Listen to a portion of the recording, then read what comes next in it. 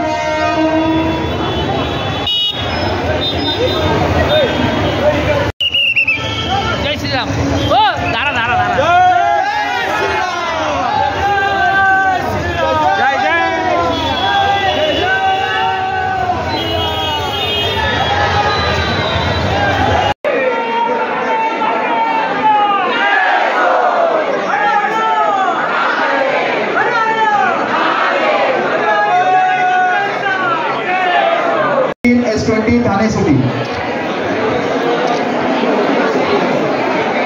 तर आम्ही सगळे खूप एक्साइटेड आहेत की सगळे आम्ही एकसाथ खूप सगळे लोक खूप खुश आहेत की सगळ्यांनी एकसाथ ट्रिप काढले आणि सगळे एकत्र मिळालेत या निमित्ताने। तर आम्ही खूप खुश आहेत की एवढ्या आणि खूप मोठी अयोध्याची ट्रिप निघाली। ही खूप फर्स्ट टाइम असं झालं आमच्यासोबत की फर्स्ट टाइम आम्ही चाललो की कुठेतरी महाराष्ट्राच्या बाहेर आणि ते पण फर्स्ट टाइम अयोध्येला चाललं। तर आम्ही खूप खुश आहे त्याबद्दल।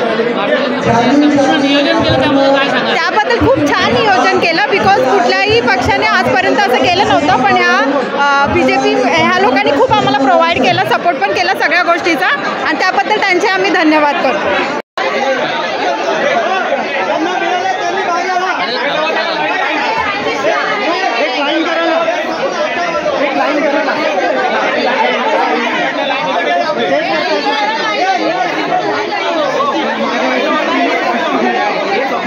आय कार्ड गळ्यातच असावं, कारण त्या आय कार्ड शिवाय आपल्याला ट्रेनमध्ये प्रवास करता येणार नाही।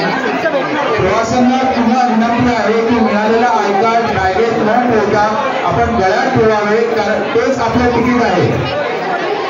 आय कार्डच तुमचं तिकीट आहे, त्याच्यामुळे प्रत्येक प्रवाशांनी त्यांना जो ब्लू कलरचा आय कार्ड आणि लाल कलरचा आय कार्ड हे दोन्ही कंपल्सरी गळ्यातच ठेवायचे। कृपया लक्षात ठेवा, आपल्या बाजूच्या आपण जरा सांगा, ज्यांनी बॅगेत टाकला असेल त्याला सांगा गळ्यातच ठेवा।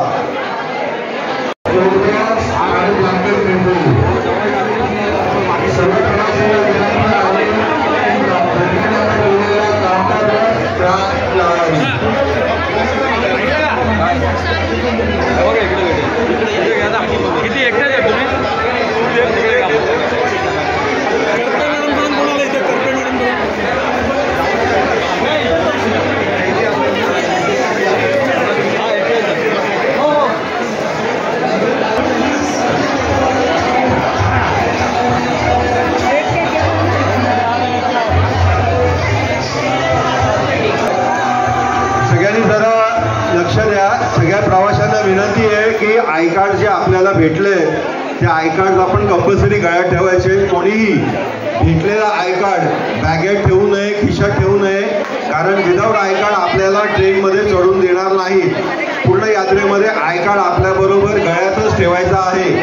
पुन्हा सांगतोय, सगळ्या प्रवाशांना विनंती आहे की 500 वर्षानंतर प्रभू रामाचं मंदिर अयोध्येमध्ये तयार झालं आहे आणि आज ठाण्यामधनं हे 1368 प्रवासी त्या अयोध्या धामला जात आहेत, प्रभू रामाच्या दर्शनाला जात आहेत। मोदीजींचे आम्ही लाख लाख आभार व्यक्त करतो की आज त्यांच्या माध्यमाने 22 तारखेला या मंदिराचं लोकार्पण झालं आणि ज्या दिवसापासून लोकार्पण झालं आपण बघतोय की 22 तारखेपासूनच लोकांमध्ये एक उत्सुकता आहे, कुतूहल आहे आणि आज हे 1368 प्रवासी प्रभू रामाच्या दर्शनाला अयोध्येला जात असताना त्यांची अतिशय उत्तम व्यवस्था ही भारतीय जनता पार्टीच्या माध्यमाने इकडे महाराष्ट्रात जाताना आणि त्या तिकडे उत्तर प्रदेशमध्ये पोहोचल्यानंतरही केलेली आहे। आप देख सकते हैं अयोध्या के हमारे राम लल्ला जो अब अयोध्या में आकर बसे हुए हैं, उनके दर्शन के लिए थाना के जनता बेताब है। और आप देख सकते हैं कि हज़ारों की संख्या में राम भक्त अभी अयोध्या यहाँ से निकल रहे हैं, जल्दी अयोध्या पहुँचेंगे और रामलला का दर्शन करेंगे। हर भक्त के मन में ये भावना है कि 500 साल के बाद हमारे राम आ रहे हैं, हमारे भगवान राम आ रहे हैं, तो उनके दर्शन की जो लोगों ने वो जो प्रतिमा मूर्ति जब टीवी पे देखी तो जो भावुक हुए, आज उसी भावना को लेकर सब अयोध्या जा रहे हैं। हम उनको यहाँ से अयोध्या जाने के लिए उनको शुभकामनाएं करते हैं और जाकर भगवान राम जी का दर्शन आराम से ले और वापस यहाँ आ जाए। सर क्या कहेंगे, क्या भावना थी इसके पीछे की लोगों की भावना यही है कि 500 साल के बाद हमारे भगवान राम आ रहे हैं और ये भावना बस इसी का इंतज़ार था। हम कहते हैं कि भगवान राम का दर्शन हो और अपना जीवन सफल हो, यही भावना सबके मन में है। जय श्री राम। जय श्री राम। या ठिकाणी ठाणे लोकसभेच्या मतदारसंघातल्या साई लोकसभा विधानसभेच्या मतदारसंघामध्ये ऐरोली, बेलापूर, ठाणे शहर, मीरा भाईंदर या सर्व परिसरातून 1400च्या वरती या ठिकाणी राम भक्त जात आहेत। एक भावना आहे लोकांमध्ये,